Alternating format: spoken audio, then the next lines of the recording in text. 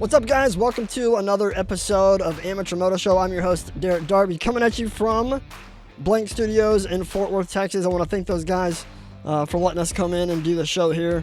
It's a great studio. If you're in the Fort Worth area and needing to film some content, this place is about 6,000 square foot of video content creator fun. I'm telling you, it's pretty badass. But thank you guys so much for being here. Our next guest has created a passionate and growing brand in the industry with a love for everything power sports.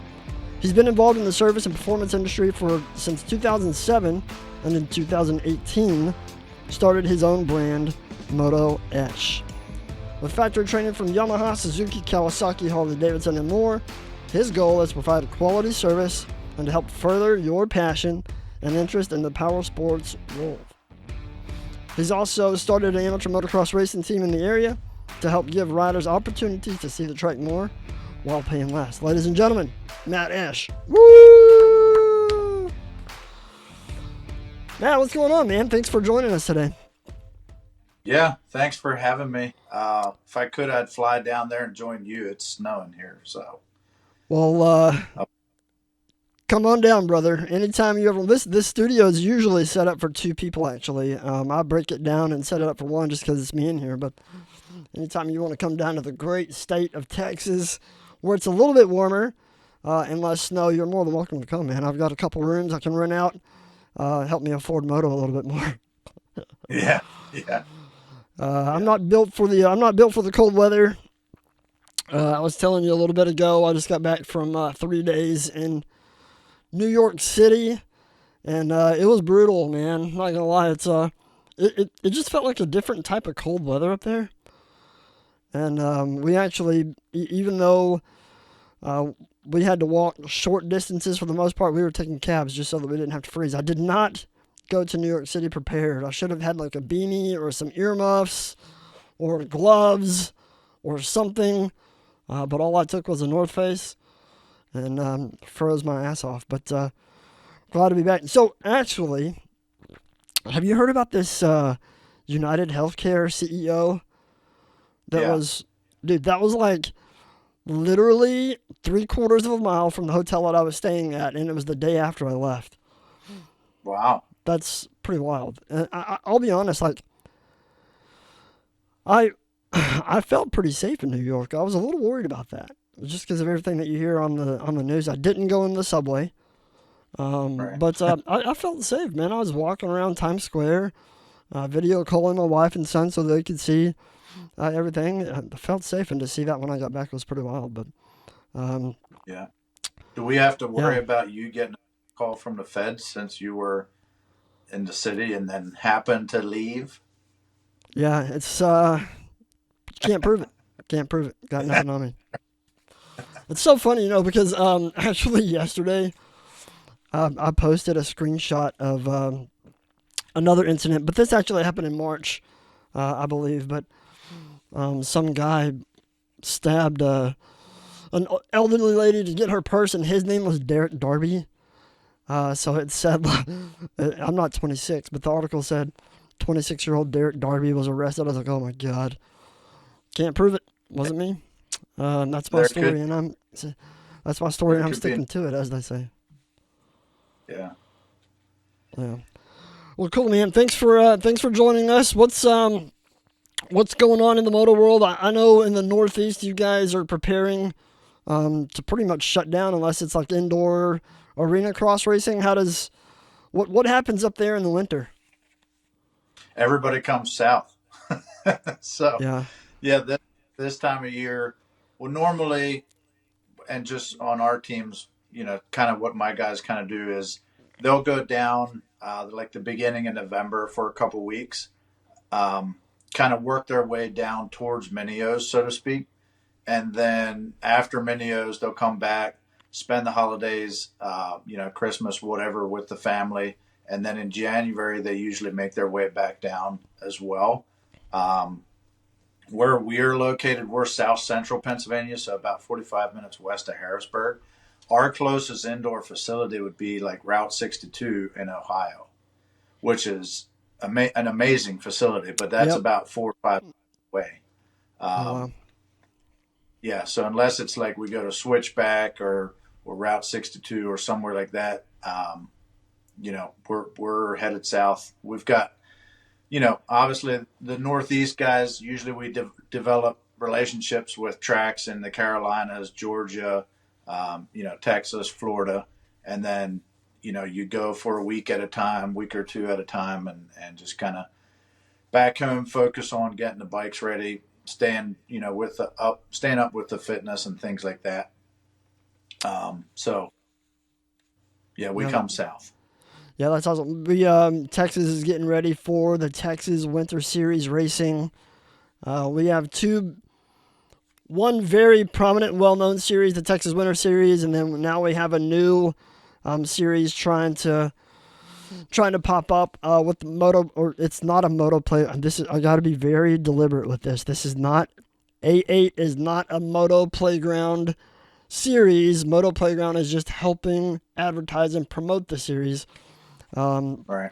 But they're a lot of drama in the Texas world about what's going on. But everybody is getting ready for that, and I know that there are a lot of people that come down from the north trying to escape the cold to get some racing in. So the Texas Winter Series or A8 Series, whichever one anybody is racing, hopefully it's some good racing and we pull some more of those riders from the north.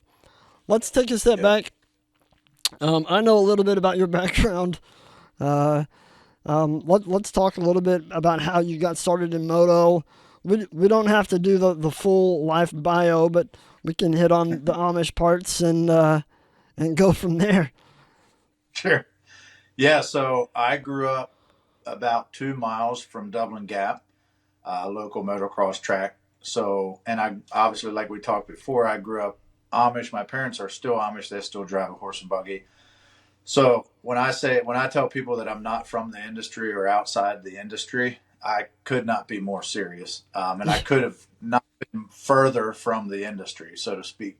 But growing up, being that close to the track, we'd go by, we'd see the RVs, we'd hear the bikes on Saturdays and Sundays, sometimes Fridays. So it was kind of always there. And, my parents weren't, they may be Amish, but they weren't exactly the strictest of Amish parents. So our non-Amish neighbors would babysit on us every once in a while, and of course, the other thing I wanted to watch was any type of racing. Um, so as soon as I turned 18, I got my driver's license, taught myself how to drive on using my dad's. He had a construction company, so they had a bunch of F-350s. So I would steal them on the weekends when my parents would leave to go to church.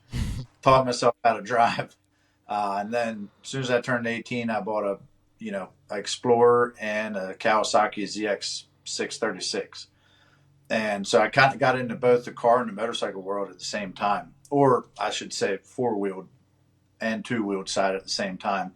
And I really love anything that goes fast and makes a lot of noise and looks cool, right? Oh But yeah, as I on throughout life, it was sort of obvious that both of them, each in their own right, super expensive. And I wanted to go to school for one or the other. I mean, I've been a shade tree mechanic my entire life, right? So right. kind of had to pick one or the other, and I decided to go with motorcycles. Just the freedom of it. Obviously come from the more of a street bike background and things like that. So a little more involved with that side of racing before, we started the shop and kind of started doing our own thing. So went to school for all that fun stuff. Got a bunch of certifications. Worked at a dealership in multiple positions for quite a few years, which helped out a lot. Um, have a great group of mentors. I tell everybody if I don't know how to do it, I know somebody who does. Right. So Right. and then you know worked for the shop, and I'm also a career firefighter. So once that schedule and everything needed something to do on my days off, which is when I started working at the dealership, and then it just progressed to kind of doing my own thing. Um, and then so yeah, 2018 we established Moto, and we've been growing ever since. And I'm lucky enough to we've got a shop now, a commercial location, and then I want to say 2020 we started the race team, if you can call it that. You know what I mean? I mean, different Sure. people have different versions what a race team is, right? Or an Right. amateur race team. So, Sure. we're not talking Team Green or NSA levels type stuff. Right. So started out slow, trying to make a difference, but it's slow going. I'm trying to create a decent foundation. Um, there's, to be honest, there's thousands of teams, hundreds of teams out there like mine, so to speak, and they come and go every year. Even the pro teams or privateer teams, so to speak, they come and go every year. People don't realize how much goes into it, and I'm sure I'm not even. There's a lot that I learn so much every year from just being around. Right. Um, so yeah, we started out with one rider on a Honda, and now for 2025 we are on Kawasaki's, and we have 8 riders. So Yeah. So it's I, coming I along. know I know that you guys just closed the signups for 2025. But I was looking at some of your riders and their stats for 2024. Looking at their career stats, and then looking at some recent results, and we'll go over some of that. So, for those of you that don't know, amateurmoto.com, they're not a sponsor or anything like that, but if you don't know what amateurmoto.com is, it's a great website where you can look up your rider or yourself or your competition to kind of see like what their career stats are, what recent results, and things like that. So, starting in no particular order. I don't want to offend any of Team Moto Ash here, um, Right. but we'll start with Parker Cook, who AmateurMoto.com lists as having 383 races, 92 podiums, and 42 wins. Most recent results, looking at doubling gap Yamaha All-Star Pro-Am, looking like a couple top 10 finishes. Schoolboy 2 coming out P5, College Boy P9. Pretty good. Yeah, so Parker, he came on this year. We were super excited. And the big thing with the team is we're trying to stay within the Northeast region, mainly Pennsylvania, Maryland, West Virginia, to try to help local talent, so to speak. So Parker's from Pennsylvania, and we've known him and his family for the past few years. Been watching him kind of come up. I think next year he'll be 17. He got on a 250 and looked pretty good, and yeah, is a great representative for the brand. The big thing, the big thing with me is I want a representative, right? So of course we want to bring on riders from the area that have the speed and things like that. But the main things I'm looking for is, are you going to be a good representative for our sponsors? Are you going to give me 110%? And are you going to be someone that I don't have to worry about at the track if we're not there, right? That I Right. need to worry about you hearing about you, at a local race doing something stupid or giving the brand a bad name or anything like that. So there's a bunch of different factors in it. Speed, I would say, is probably not at the top of the list because we want to help these kids develop their speed, their training, and help them along their journey, along with trying to hopefully teach them to be good representatives, regardless of whether they stay with me or not. Right? Right. Um, Everybody says concentrate on your racecraft and the speed will come. So that's sort of how we run the team as well. We concentrate on being good representatives, being good people, and the speed will come. So Yeah. Parker was brought on. He's been great. It was going to be probably his last year in C class, and then he's done qualifiers. Every qualifier he did, he qualified for the regional in that area. At the last qualifier that he was going to do, he broke his collarbone. Oh Right, man. so collarbone usually not that big of a deal, except for his a chunk broke off and rotated 180 degrees. Oh god. So, um, you know, unfortunately, that knocked him out for about 3 months just because of that one piece. Yeah. So, missed Loretta's, missed a lot of training. We focus on two. A lot of these kids are young, and me being from the fire department, and having a little bit of an idea, with psychology and physiology, I would rather have them be 100%, and because there's always next year, right? I Right. don't like, and again, we're a small amateur team. It's not like we're going for $1 million in SMX or something like that, Right. right? Right. Right. Right. So I urge the guys that, if you get hurt, do what the doctor tells you to do. We'll be here when you're ready to go, and that's that, right? I don't like to push the injuries or push the envelope when it comes to recovery, because they've got the rest of their lives hopefully to make up for it, right? But how often do we see kids going down or whatever, and the injuries get pushed, the boundaries get pushed, and maybe they get back on the bike too soon or whatever, growth plates, blah, blah, blah. We could go on all day long Yeah, for sure. um, about racing for us. Of course, I want results, and of course, we're frustrated and we get frustrated and things like that. But if you're not healthy and 100% ready to go next year, because I wanted you to get back on a bike sooner this year, next year is probably not going to be that much fun either. Yeah. So, but yeah, Yeah. but he's back for 5, and we kept him in C class. Everybody kind of agreed to try to keep him in C class, to go back to hopefully Loretta's and Minio's and some of the other events. Nice. I'll just go over the stats that I have for these other three riders, and then maybe talk a little bit about what you're looking to bring in for 2025. Next, we have Seth Creedy, 458 races, 222 podiums, 36 wins. Recent results: Dublin Gap Yamaha All Star Pro Am P5 250B, P12 Schoolboy 2, and P1 in the Open B. Ryder Green, 164 races, 11 podiums, 4 wins at the West Virginia State Championship, P5 and Open B, and at the Dublin Gap Yamaha All-Star Pro-Am, P10 250C, P6 Open C.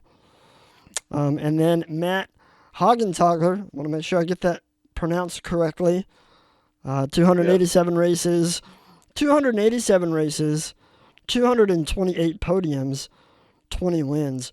There is a little bit of I think there are a little bit of numbers missing, because whenever I was talking to you privately, Amateur Moto has a Matthew Haugenthaler and a Matt Haugenthaler. So I think maybe depending on how he registered for races, picked it up the other name. But he was Right. actually one of your riders that was just recently competing at Thor Minios in Florida. Um, P8 P8 Junior 25 plus, P5 Vet 35 plus, and P8 Vet 30 plus. So some good results there. What are we looking forward to for 2025? Yeah. So 2025, we're lucky enough. Matt Haugenthaler's coming back. Seth Creedy's coming back. Ryder Green's coming back, and Parker Cook's coming Parker. back. Yep. So we're same thing. Ryder moved up to B class. Seth is staying in B class. It'll be his last year in B. So we're trying to get Seth into futures, hopefully, and then Awesome. obviously Loretta goes, all that kind of stuff. So he's been training the guys we use to train the team. Is a company called Alpha Dynamics. Brandon Hartrath and Cooper Webb Cooper started Webb. it Yeah. Yeah. within the past few years, and we're very privileged to be working with those guys. That's awesome. And obviously, a ton of trainers out there, right? Me not coming from the industry background, we just developed. Seth actually started with Brandon, and we just had a conversation. We've got a close relationship with them now. So that's who, when you sign with us and you tell me that you want to be a national level rider, you have to also sign with Amateur Moto. Or, sorry, yeah, Amateur Moto. You've got to sign with Al as Alpha well. Dynamics. Yeah. Yeah, so they do a great job. Everything from they tell you what to eat, when to train, and what to train on. And it makes it easy for us here in the Northeast, because the guys are off the bike, use off the bike training as well. So stamina, all that kind of stuff. So it's a great program. But yeah, so next year our first race, we're gonna start in Daytona for RCSX, and then Seth is gonna be coming to Freestone and Springading, and Very nice. yeah, for next year we have 8 riders. We've got uh, Matt Hoggentogler's in A class / pro class, and then we've got 4 B riders, and then 2 C riders, and 185 rider, and they're all we're trying to stay with Cowie as long as we can. Sure. Unfortunately, we've been with them for 3 years now, and we have a good relationship with dealerships. Molly, which is the East Coast, one of the East Coast reps, Doug Duche, all those guys have been helping us out quite a bit and doing what they can. So our goal is to stay on Cowies for next year, and hopefully we keep progressing with them as well. Nice. Coming down, you said Freestone and Springading. So Freestone, is that going to be for JS7? Yeah. Yep. Nice. And then Springading, obviously, is going to be at Oak Hill this year. Their first year at Oak Hill last year was pretty successful. So hoping to repeat that. Yeah. What is it? What made you? So everything that you were doing with service and performance, what pushed you into creating, like going that next step in creating the amateur team? So obviously, I love racing, right? And I'm 36 years old. Again, didn't come up around the industry. So, and I love to ride anything or drive anything with wheels, right? But I'm not going to get into racing, right? If I'm going to get into racing, it's probably going to be side by sides or back on the road bike or something like that, right? Sure. I love the moto. I love the moto atmosphere, so to speak, compared to road racing. Each sport has its own quirks and things like that. Sure. Road racing, obviously, you can figure triple the budget, double the budget, and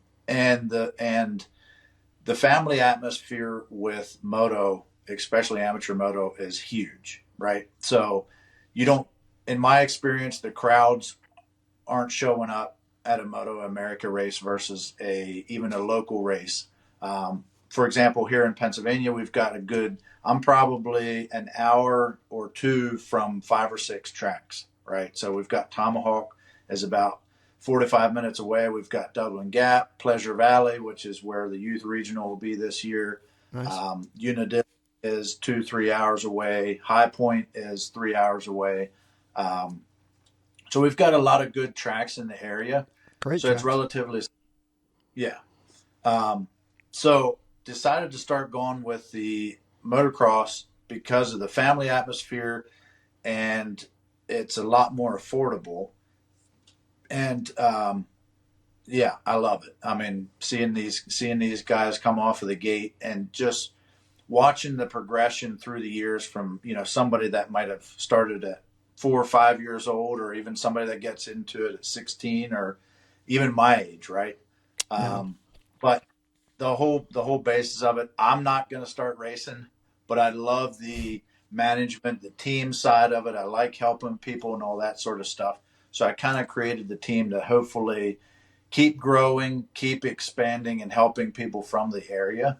And it kind of ties into if you have a shop, most shops have a race team or help a rider or two or something like that. Right. It's good advertising. Obviously, we're not making you'll never get back what you put into the team, or even if you're an individual rider. I mean, you have a son and you guys are racing as well, so Right. you know as well as the rest of us that regardless of what you're doing, you're not getting it back. That's for sure. And for me, yeah. So, and for me on the other side of it, being a career firefighter, it's something that keeps me busy. The shop keeps me busy. Obviously, we're blessed with that, and then the racing also. So it's a structured environment, and it kind of ties in. Everything kind of ties in together, right? So, Right. an engine, 4-stroke engine, operates almost the same way as your heart does, so to speak. So a lot of the same. I like that kind of stuff where the transition's kind of the same, and it's interesting. And then again, going back to the family aspect. Yeah, So we it's started that. you talk about how expensive it is, really, and I sometimes catch myself in the boat of talking about how expensive moto is, but really, if you look at the numbers of motocross racing compared to other types of racing, moto really is probably one of, if not the cheapest form of motorsports racing that you can do. But one of the Right. things that I like about starting an amateur team like what you're doing is you're going to these businesses and saying, well, I've got, 5, 8, 10 riders or whatever it is that are going to be using your business. What kind of savings can we pass along to them, right? So let's talk a little bit about that, about how you're bringing these brands into your team to help make racing a little bit more affordable. Yeah, absolutely. So, and I'm doing just that, right? The team aspect of it, again, some people would call what I'm doing a team, some people would not, right? But when my riders come on board, we're all a team effort, so to speak, right? And when you, exactly to your point, when you go to a business or you go to a brand and say, hey, can we get some help from you guys? And I'm not trying to sound harsh, but you have a better chance of starting a team and adding people to the roster regardless of their results. If you go to business or brand and you say, I've got 5 riders, 2 riders, 10 riders, they're probably going to be more inclined to help you because we all get hundreds of individual riders asking for support, right? Right. And as much we brands like even Moto S, as much as we would like to help you, um, a lot of those riders, you know, one of the biggest things is that you come in, you say, okay, well, we're going to do this for you and all that. Great, we love you guys, and then 2 months down the road, you can't get a hold of them anymore, right? Right. And they end up, you're not the only one. I'm not the only one that these riders are coming to, right? So if we're going to our brands, it's easier if we have a roster and we have some sort of structured plan. The brands are likely, in my experience, the brands are more inclined to maybe help with that as a team effort. Even if, and I've even said it as well, even if a group of friends, right? We go to the track and you've got a group, a couple families, and there's what, 4 or 5 kids. In my experience, why wouldn't they go together and start a team, and that way, put one person in charge of it, or almost like a co-op, right? And then so you can go to brands and pretty much do the same thing, right? You may end up getting more support. A couple, and it's really tough. Everything's about connections, as we both know. Sometimes we look at riders and we're like, how on earth did he get a ride with that team? Or how, we don't understand why he's getting support from that or whatever. And then we Right. find out, oh, yeah, his cousin went to high school with so and so, and now he's a team manager and blah, blah, blah, right? Right. Um, for me, I try to, and obviously you establish personal relationships across the board. But for me, it's been fun because I'm not from the industry. So all these brands that are helping us out, I cannot tell you how much I appreciate them because they don't know who I am. I don't have the resume or the portfolio that some of these other people do, right? I didn't come in racing at 5 years old. Juan Loretta's on a super mini, and now I'm managing a race team. Right.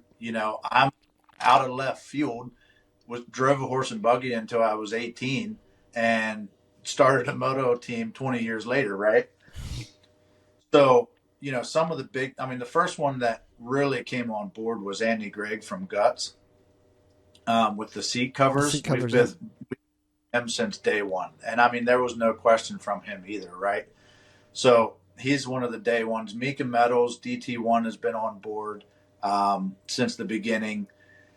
And just a couple different brands. This year, HGS Exhaust Systems came on board thanks to Slade Racing out of Michigan.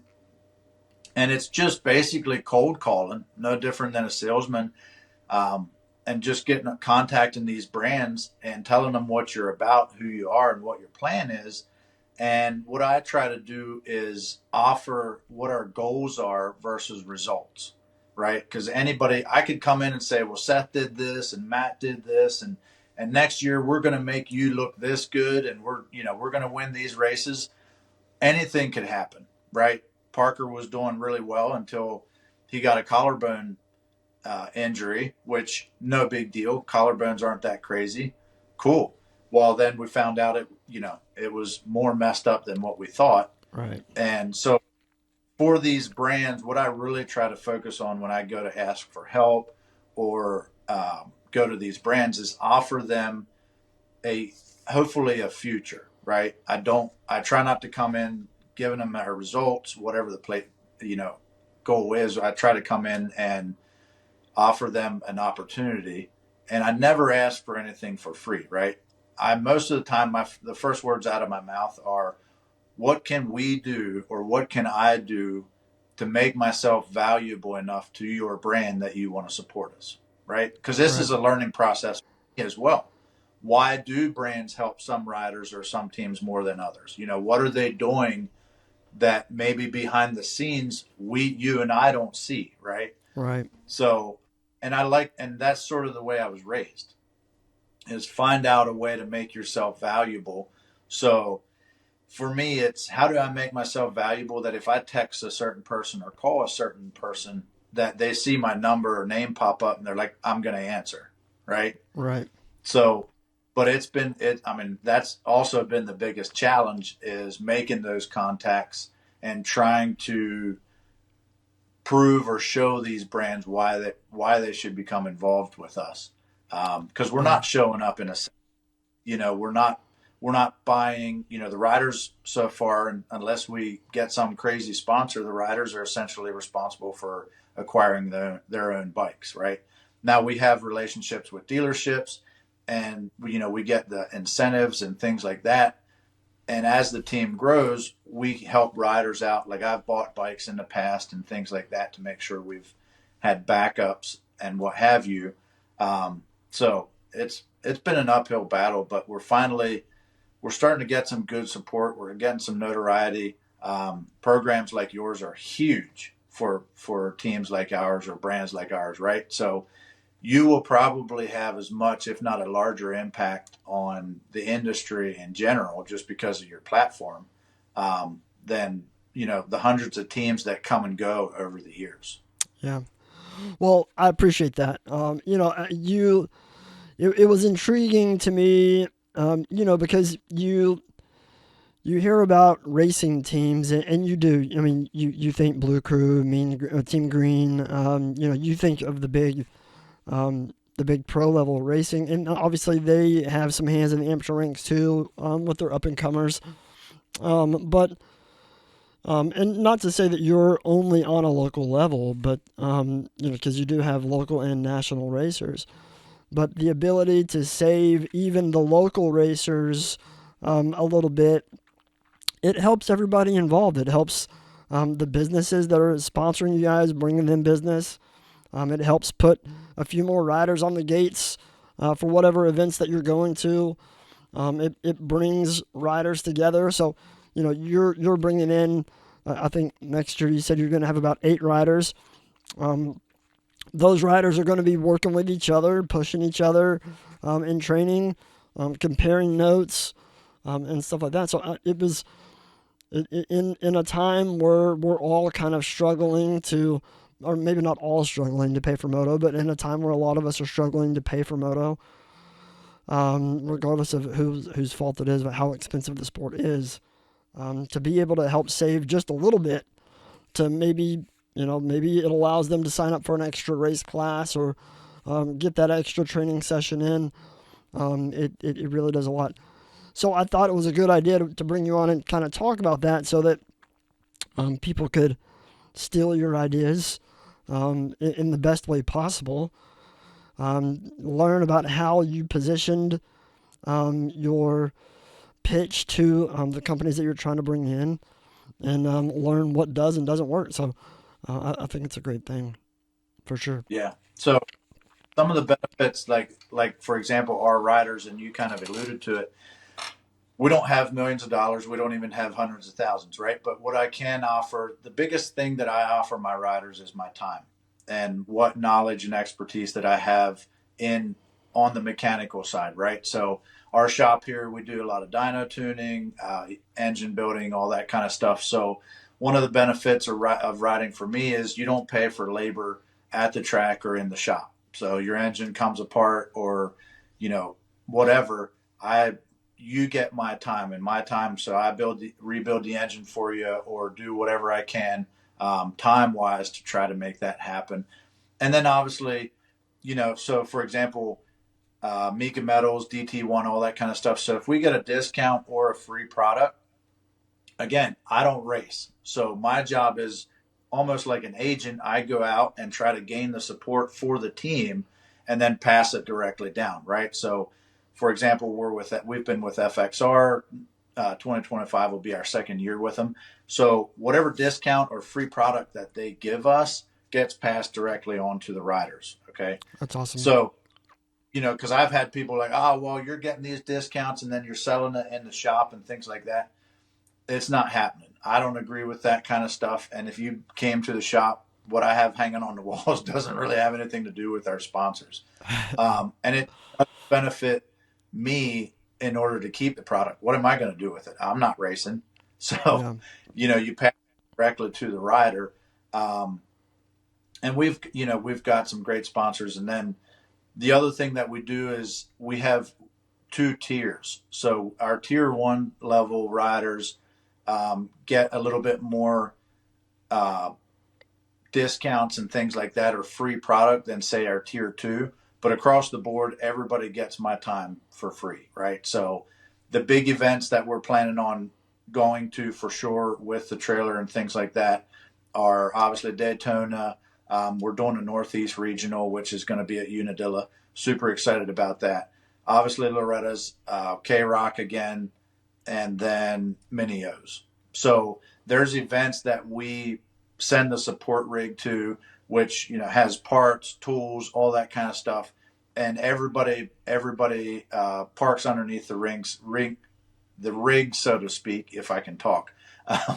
So we get all the bikes under one canopy or one umbrella, so to speak. Everybody kind of helps each other out, and we've got the tools, we've got the parts, and things like that. And the big thing, the other reason for that as well is when we go to Loretta's and Minios and places like that, we look like a team. So that's the other thing. Regardless of your tier, the graphics on the bike are going to look the same. Everybody has to be wearing FXR gear. Everybody has to be running HGS exhaust systems.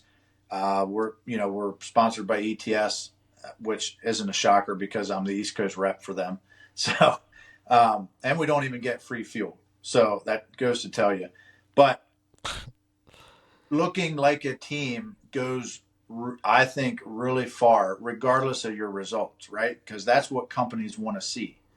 And in my opinion, it looks like there's some sort of structure, and then it doesn't make it seem like you're just John Smith trying to get support or the bro deal, right? Because I want the bro deal as well.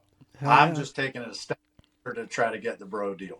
I'm just getting a group of riders together, giving them my time, hopefully helping them on and off the track so we look a little bit more professional, we ride a little bit more professional, and hopefully when Brad or somebody from FXR walks by, they can see where their support is going and how much we appreciate it and what we're willing to commit to their brand in thanks, for the support and things like that. Yeah. I think there's also a component there that you didn't hit on is that being part of a team and having that camaraderie, the benefits that can have on the mental and the confidence of a rider, it even though it may be minute, it could still play a big role in how somebody rides, in the way they approach the weekend. So I think that's pretty cool. Let's talk about you kind of just hit on it a little bit. You're the East Coast sales rep for ETS. I know ETS has a big um, has a bigger footprint in the pro ranks than they do the amateur ranks. But let's talk about ETS a little bit. Yeah. So I've been with ETS for about, well, this will be my fourth year. They're a brand, fuel brand, race fuel brand out of France. They came over to the States in 2015. And I've slowly been building from there. So the reason I'm with them is when we started getting serious with the race team, we started doing a lot more dyno work and things like that with dirt bikes or off road stuff. Started looking for different fuels. And what I like to do is I don't, I like, of course, I'm an American. I like to support American products and things like that. Sure. But if the product works better and it's of better quality and things like that, as far as the race side of things, it behooves us all to go with that product, right? Because it Right. saves us money and time down the road. So we looked at starting to work with a fuel company, and started looking at different companies. Obviously, all the main ones, VP, Renegade, all those brands, which they're great companies in spite of some hiccups in the past few years. And the reason I settled on ETS is because they seem to be the most forward-thinking brand currently as far as their fuel development, right? So we know the EPA, the emissions stuff is getting harder and harder, and it's getting harder to make solid, reliable power because of all the regulations and things like that, right? So looking for companies with the chemical side or the research, like who's putting in the research to be able to develop products for that we can use for the next few years, right? And Right. Europe is a lot stricter than us as far as their emissions and things like that, right? So I went with ETS because they seem to be at the forefront as far as development. They seem to be at the forefront as far as quality control, to try to avoid those hiccups. Now, obviously, there's always caveats, right? One of the things we're struggling Sure. with is how fast we're growing and the logistics, right? It's kind of tough to get ETS even now, which we're working really hard to change that. But stable product, and I make more power. We make more power with ETS, and seems to be a lot more reliable. Our bikes run cooler with the same mapping, and it's really easy to use, right? Most of the ETS fuels, you don't have to pull back out of your tank. It don't got to be stored, upside down or sideways or at a certain temperature. You know what I mean? Right. Um, Right. so ease of use, the technology behind it, and the customer service on my end. We're trying to get better with that, all that kind of stuff. Like I said, logistically, we're getting a lot better. We're trying to establish more dealers and things like that. Uh, so yeah, we're growing. We've got right now. Well, can't divulge all the information, but last year we had 65% of the pro teams. Yep. So KTM, Husky, Gas, Triumph, and then obviously a lot of the privateer teams as well. In 2025, you're going to see another factory team using ETS. They're signing a 2-year. Hopefully, apparently the ink is still drying, but it's on paper. Hopefully, a 2-year deal. So that's going to be huge. We're hoping to be able to release that in January. And a little bit of a hint: if you ride at a certain facility in Florida, you would know who the team is. Uh oh. Um, I love that little Easter eggs. I love yeah, that. yeah. Uh, it's a private facility, but there's a couple people that ride there. Sure. Sure. So we're excited about that. And yeah, they've came on in a big way, and I'm trying to pass that on to, like you said, the amateur side. As far as the amateurs, we're still trying to find our a way to help the amateurs, because obviously any brand out there knows the amateurs is where it's at. And that's the other reason, as a race team, that I love it so much, right? It's kind of like watching college football versus pro ball, right?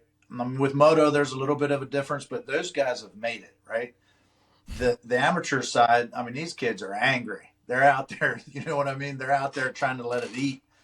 And so it's a lot more, again, family oriented, what have you. So we're trying to find, ETS is trying to find a way to benefit those families that's a little bit outside of the box, right? It's 2024, 2025. There's got to be some easier or better ways to make it more advantageous for these products, right?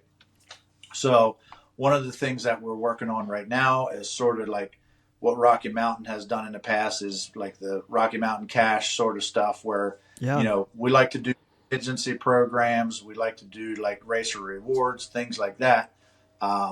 It's just, we're in the process of developing those programs, and hopefully we'll be rolling some of them out. We're the official fuel for, Pro Outdoors now. We're trying to be the official fuel. There's a lot of contracts out there, right? A lot of exclusivity, as it should be. I don't have a problem with that. To me, it's a challenge, right? Right. So we're knocking on quite a few doors on an amateur national level as well as a national level.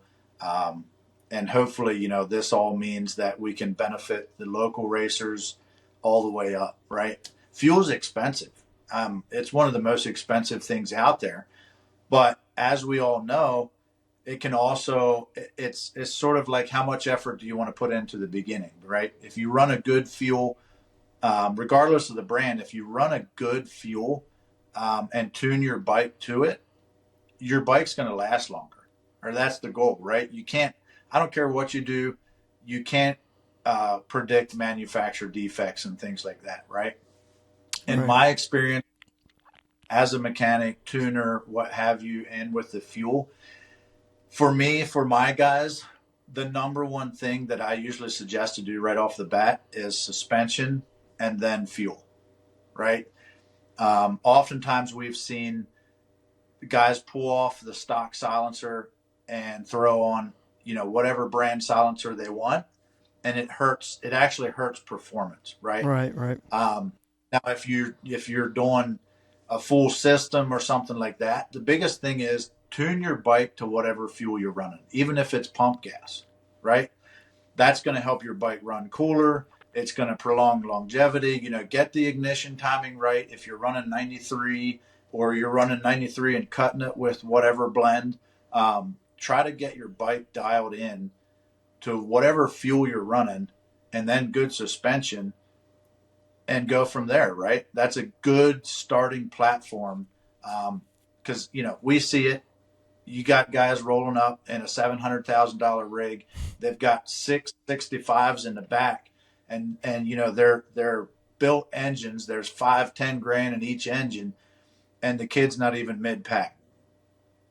And it's Yeah. not necessarily the kid's fault. I mean, that might just be too much bike for where his skill level is, right? Sure. Or you have people that put 10 grand into an engine and don't touch their suspension.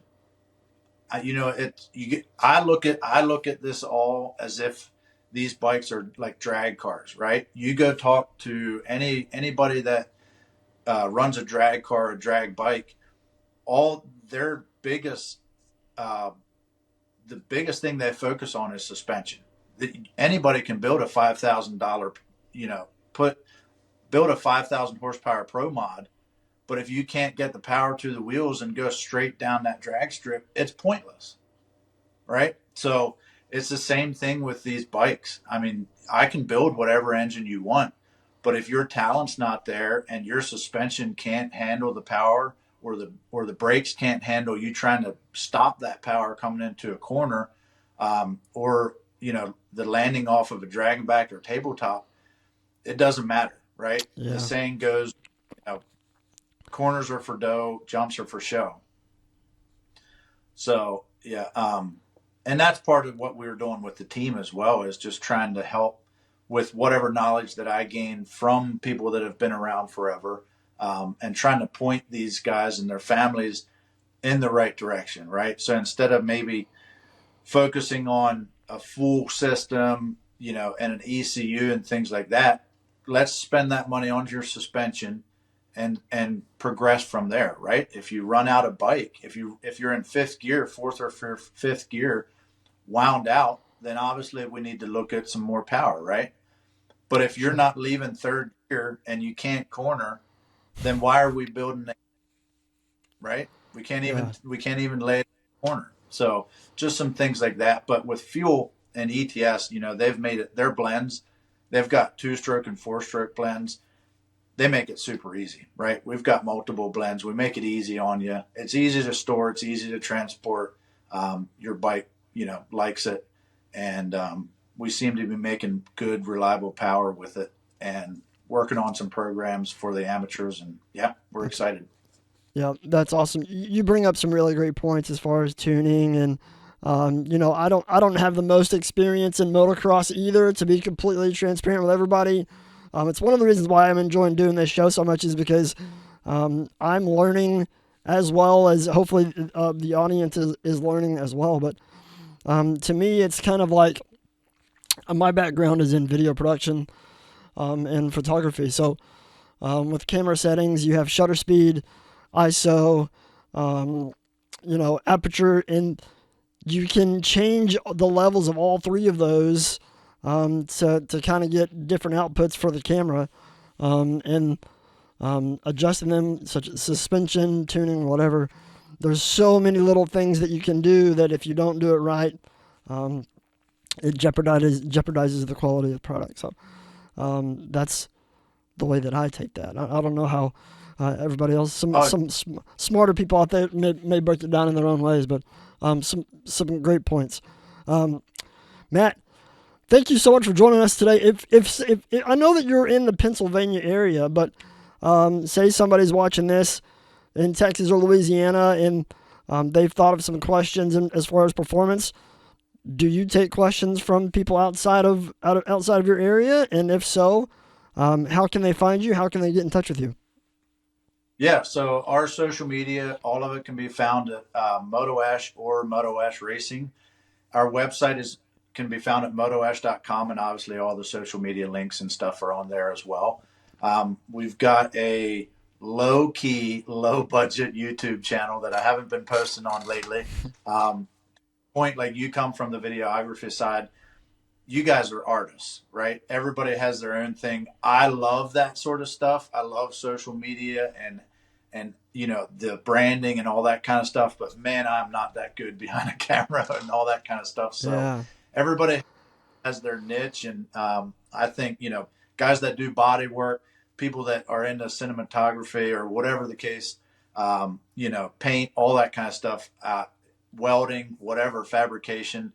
It's amazing to me, but I've reached a point in my life where I've got to focus on what I'm good at and try not to take on too much. I'll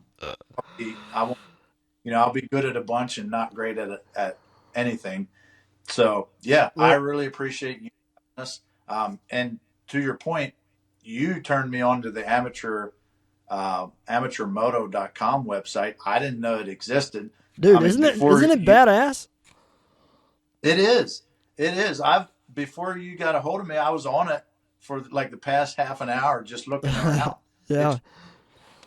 It's, So and that's we can't spend too much time on this because I've got another call after this. But Chris Tessine, who some of you watching may know him, he's the one that created Amateur Moto, and I don't know what's going on, but I know that they're looking at possibly adding some features or something's going on over there. I don't know what it is just yet, but be on the lookout for that. AmateurMoto.com, rider resumes, rider profiles, stuff like that is pretty cool.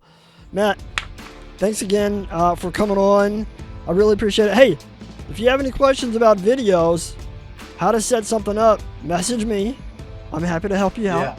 yeah, And then if I have any tuning questions, I'll come to you, man. Thank you guys yeah. so much for watching. We'll see you next time. Matt, go enjoy that snow, brother. Yeah, I'll try. All right. We'll see you guys. We'll see you next time on the Amateur Moto Show. Damn, I was trying to hit the camera. It didn't work. All right. See you.